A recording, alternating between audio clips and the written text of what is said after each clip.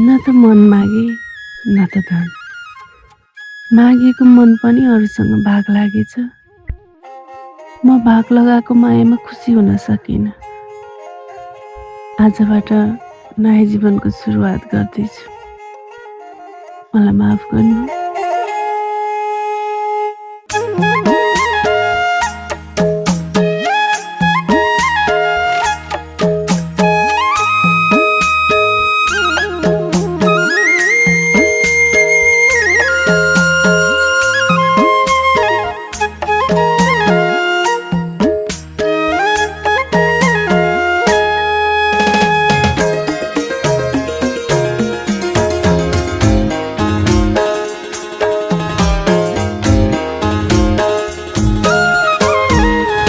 जब यिनी